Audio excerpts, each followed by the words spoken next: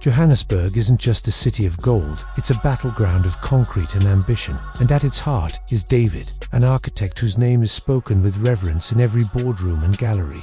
His designs aren't just buildings, they're living art, breathing with the spirit of Africa. Think sleek, modern lines infused with the raw textures of the Highveld, the geometric genius of Enderbell patterns, and the soul of the landscape itself. They say he's a visionary, a genius. When he walks into a room, you know it. The perfectly tailored black and white suit, the glint of a gold watch, the fresh golden white Air Force Ones on his feet, and of course, the signature gold frameless glasses perched just right, reflecting a world he's ready to reshape. He's more than an architect, he's an icon. But his sharp style and celebrated portfolio hide a secret far more foundational than any blueprint. David was born with something impossible, a power he calls geostruct kinetics. For him, stone, steel, wood, and earth aren't static. They're fluid, living elements he can command with a thought, a gesture. He can feel the stress in a steel beam like a knot in his own muscle, coax a wall to rise from the bare ground, or bend rebar into intricate patterns as if it was soft clay. With a wave of his hand, he can deconstruct a building, layer by layer, or raise a fortress in minutes. This power is the true architect of his genius, a secret he's guarded his entire life. But in a city run by greed, secrets like his are a commodity. A new player has risen to dominate the skyline, the Foundation Syndicate. They're not just a construction company, they're a criminal empire built on backroom deals, intimidation, and corrupt tenders. They control who builds, what gets built, and where. Every crane, every ton of concrete, every piece of prime land falls under their shadow. And they've just announced their most audacious project yet. A monstrous 120 billion development that will displace thousands and scar the cityscape for generations. The syndicate needs a legitimate face for their corrupt masterpiece, and who better than the celebrated David? They approach him, not with a proposal, but with a demand. Collaborate, lend his name to their monstrosity, and become unimaginably wealthy. David's response is simple and immediate. No, his gift is for creating, for building communities, not for tearing them down. He won't be the architect of their corruption. His refusal is a declaration of war he doesn't even realize he's made. The syndicate doesn't take no for an answer. They see his principles not as admirable, but as a direct threat to their entire operation. If a man like David can stand against them, others might follow. He has to be broken or erased. A week later, David is far from the glitzy boardrooms of Satan. He's in a township, walking through the dusty streets, his sleeves rolled up to reveal tattooed arms. He's here for a pro bono project, designing and building safe, sustainable housing for the community. Kids are running around, laughing, and he's sketching ideas, feeling the pulse of the neighborhood. This is where he feels most alive, using his gift for good. Then, chaos erupts. The sound of screeching tires echoes through the narrow streets. Heavy-duty construction vehicles, painted in the syndicate's colors, smash through market stalls and makeshift barriers. Men with cold eyes and heavy tools leap out, swinging sledgehammers and crowbars indiscriminately. It's not a negotiation, it's an ambush, a brutal public message. Panic spreads like wildfire. People scatter, screaming. David's first instinct is to protect. He shoves a group of children behind a corner, his mind racing. He needs to end this, now. He slams his palms onto the dusty ground, and the earth groans in response. A wave of compacted soil and twisted metal from a nearby scrap heap rises from the ground, forming a solid, curved dome that shields the fleeing civilians from the onslaught. The attackers stop, momentarily stunned by the impossible barrier that just appeared, but their hesitation is brief. From the back of a flatbed truck, something monstrous emerges. These aren't just thugs, they are bigger, unnaturally muscular. Their skin crisscrossed with glowing blue circuits. Their veins pulse with a sickly light. These are the Brickburn, the syndicate's elite enforcers, twisted by illegal nanotech infusions that merge their bodies with building materials. One has skin like rough concrete. Another has rebar protruding from his forearms. A brickborn with fists like wrecking balls smashes into David's earthen dome, and it cracks under the sheer, inhuman force. David grits his teeth, pouring more energy into the wall, feeling the strain. He can't just defend, he has to fight back. He pulls, and the rebar from a nearby half-finished structure rips free, flying through the air like metallic spears. They slam into the attackers, but the brickborn barely flinch, the metal bending against their reinforced bodies. The fight is brutal and raw. David is an artist, a creator. He uses his power with precision, raising pillars of earth to trip his enemies, wrapping them in tendrils of electrical wiring, and bending sheets of corrugated iron into razor-sharp projectiles. But the brickborn are engines of pure destruction, relentless and powerful. David takes a heavy blow, sending him crashing through a brick wall. He gets up, bruised and bleeding, his suit now torn and covered in dust. He's outmatched in raw strength. He realizes he can't win a direct brawl. He needs to be smarter. He glances up at the skeletal frame of a nearby multi-story community center he was helping to design. An idea sparks. He lures the remaining brickburn into the construction site, a deadly playground where he is the master. He separates them, using his knowledge of structural integrity to his advantage. He collapses a floor under one, drops a crane hook on another, and traps the last one in a cage of instantly welded steel beams. The ambush is over. The syndicate's forces are defeated, but the message is clear. They know about his powers, or at least, they know he's more than just an architect. They tried to make an example of him, to terrorize the community he was trying to help, but they made a grave miscalculation. They didn't break him. They awakened something else. As sirens wail in the distance, David pulls himself to his feet. He climbs the half-finished structure, standing on the highest beam, silhouetted against the setting sun. He looks out over the city, from the shacks of the township to the gleaming skyscrapers in the distance. The wind whips through his large afro. He clenches his fists, and a faint golden light begins to emanate from his eyes, growing brighter and more intense. He now understands the true nature of his enemy. The Foundation Syndicate isn't just corrupt, it's monstrous. They twist the very act of creation into a weapon of oppression. They wanted to tear down his world. Now, he's going to dismantle theirs, from the ground up. He is no longer just David, the celebrated architect. He is a protector, a fighter, and this city is his to defend. The war for Johannesburg's soul has just begun.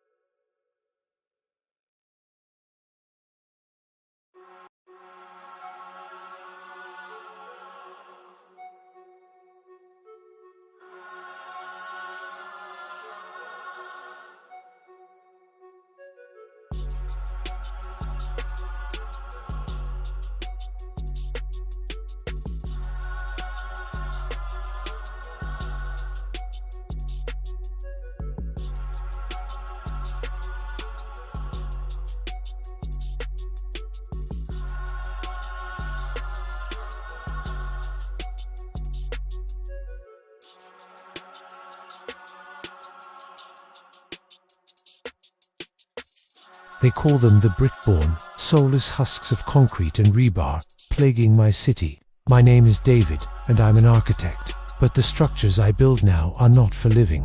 They're for survival.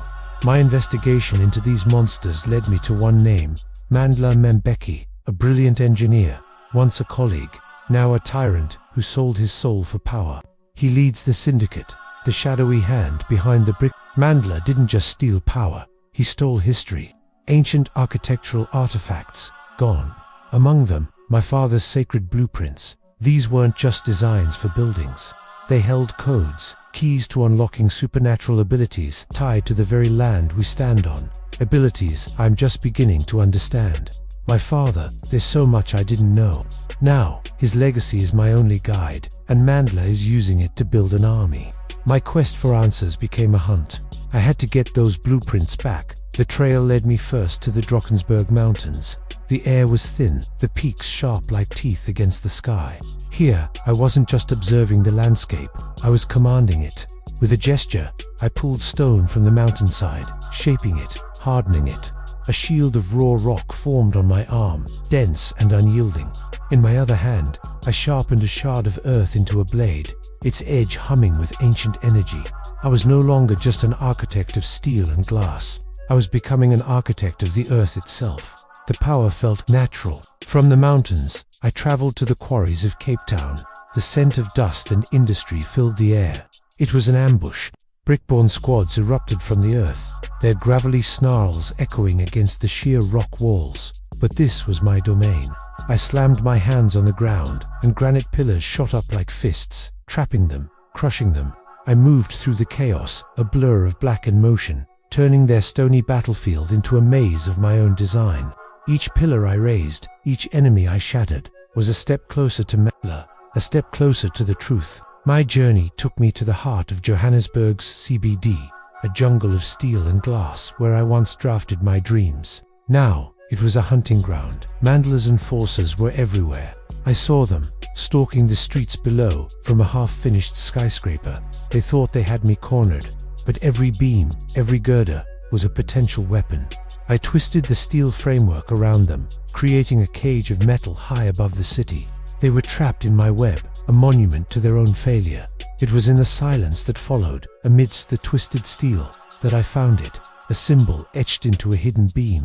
My father's symbol. It was the mark of the pillars, an ancient order of architects who guarded the life force of African land through mystical designs. My father wasn't just a builder, he was a protector, and I am the last of his bloodline. This power wasn't a curse, it was my birthright. The blueprints Mandela stole contained the secrets of my ancestors, the very language of this power. He wasn't just building an army, he was trying to steal my heritage, my very soul. I had to stop him, not just for my father, but for the land he swore to protect. A hidden message in my father's journal led me to a digital ghost, a breadcrumb trail left for me to follow.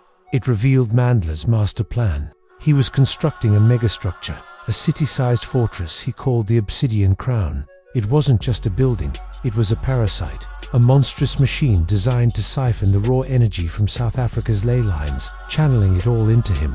If he completed it, he wouldn't just be a tyrant, he'd be a god, and our home would be left a barren wasteland. I finally understood the stakes. This was never just about revenge. Mandela knew I was coming. He knew I'd uncovered his plan. He decided it was time to send a message. As I raced across the Nelson Mandela Bridge, the structure began to groan.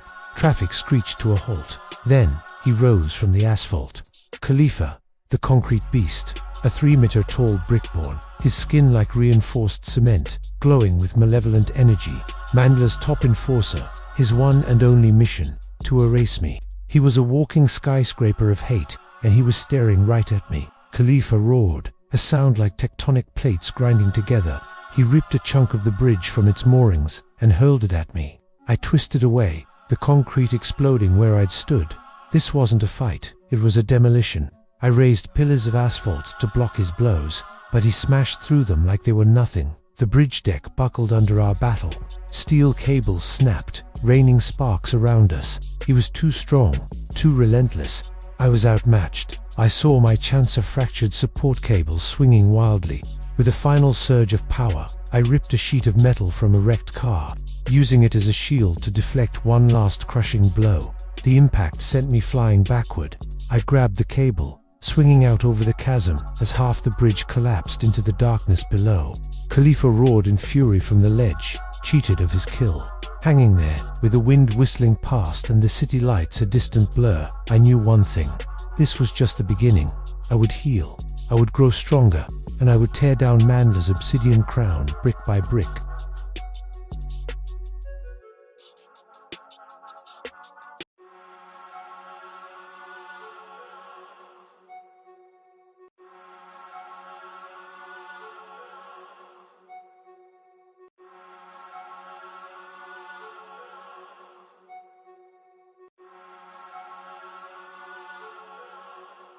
The ground trembles, a deep groan from the earth itself. Across South Africa, the very foundations of our cities scream. Buildings, once symbols of strength, begin to buckle and twist. Mandela has activated the Obsidian Crown. At the heart of it all, a brutalist black tower, unfinished but alive, pulses with a sinister red energy. This is where it ends. This is where I make my stand. I arrive at the megastructure, the air thick with dust and malice, but he's waiting for me. Not Mandela, not yet. Khalifa, he's back. Larger, his concrete form denser, radiating raw power. He thinks he's stronger. He's about to learn that strength isn't just about mass. It's about design. My mind races, seeing the battlefield not as chaos, but as raw material. I reach out, and the world answers. Rebar twists and fuses in my hand, forming a sharp, deadly spear. The ground itself offers its strength. Sandstone compresses, layering into impenetrable shields that float at my command. The fight begins. Khalifa charges, a walking mountain of rage. I leap, landing on floating slabs of concrete I've pulled from the debris, using them like platforms to dance around his clumsy attacks. He smashes, I evade. He roars, I calculate. Every move he makes, I see the stress points, the structural flaws in his own body. He overextends, swinging a massive fist. I see my opening. I don't just attack his surface, I attack his very composition. My power flows into him, a targeted frequency that vibrates through his concrete form. The bonds holding him together weaken, crack spiderweb across his body. I turn his strength into his greatest weakness, his concrete flesh becoming brittle, fragile. With a final, focused strike of my rebar spear, Khalifa shatters. He doesn't just fall, he disintegrates into a cloud of dust and gravel, returning to the earth he was made from. One down, but the real fight is just beginning. The tower looms, and inside, Mandler waits. I step into the tower's gaping maw. The red glow is suffocating. There he is, at the building's core, surrounded by stolen artifacts. But it's not just Mandler anymore. He's merging with them, with the tower itself. Steel becomes his veins, obsidian his skin. He has become a living, breathing architectural nightmare. He looks at me, and the building becomes his weapon. The corridor twists, walls closing in. The floor drops away, revealing a chasm of shifting steel and grinding gears. Rooms collapse and reform around me, a labyrinth designed to crush me, to break my will. He is the building, and the building wants me dead. I'm dodging, weaving, using my own abilities to create temporary platforms, to reinforce a crumbling wall just long enough to pass. But it's not enough. He's rewriting the space faster than I can react. I'm being cornered, overwhelmed. This is his domain, his creation. To beat him, I can't just fight within his rules. I have to change the rules themselves. Something deep inside me awakens, a power I've only ever felt in echoes. The legacy of my ancestors. The architects who could speak to the soul of a structure. The bloodline. A golden light explodes from my core, enveloping me. My tattoos blaze with energy. This is it, Architect King mode. The world slows. I no longer just see blueprints. I see reality as a blueprint itself. I can see every joint, every beam, every nail, not just in this tower, but in the fabric of space. The red glow of Mandler's power wavers, challenged by my golden aura. He is an architect of chaos, but I am the Architect King. I can rewrite his creation. Mandler roars, throwing the full weight of the tower at me. Entire floors collapse, girders rain down like spears. But now, they are just lines on a drawing to me. I raise my hand. The falling debris freezes in midair. I clench my fist. The twisted corridors straighten. The collapsing rooms solidify, stronger than before. I am in control now. With a single gesture, I reach for the source of his power, the obsidian crown fused to his chest. I don't need to touch it. I simply rewrite its existence. I command its structure to fail. Every beam, every column, every slab that makes up his monstrous form obeys me. The obsidian groans, not with Mandler's power, but in submission to mine. It implodes, folding in on itself, piece by piece. Mandler screams, trapped within his own collapsing armor. He is buried, not by an explosion, but by a perfect, controlled deconstruction. Buried under the weight of his own ambition. Silence. The dust begins to settle. The sinister red glow is gone, replaced by the soft, warm light of the rising sun filtering through the skeletal remains of the tower. The shaking across the land has stopped, but the scars remain. The damage is done, but where there is ruin, there is opportunity. I hold my hand out, palm up. Glowing golden lines flow from my fingertips, sketching a new blueprint in the air. A design not of dominance, but of unity, of hope. As I draw, the land responds. The cracks in the earth begin to heal. The fractured foundations of distant buildings start to mend. This is the true power of an architect. Not just to build, but to heal, to restore. I look out over the horizon, at a country that needs to be rebuilt. My work is not done, it has just begun. I will rebuild South Africa, not with steel and concrete alone, but with honesty, culture, and unity. I will show them all that architecture can be a weapon against division, a shield for the people, and a legacy for generations to come. My gold watch glows softly on my wrist. The architect king has risen,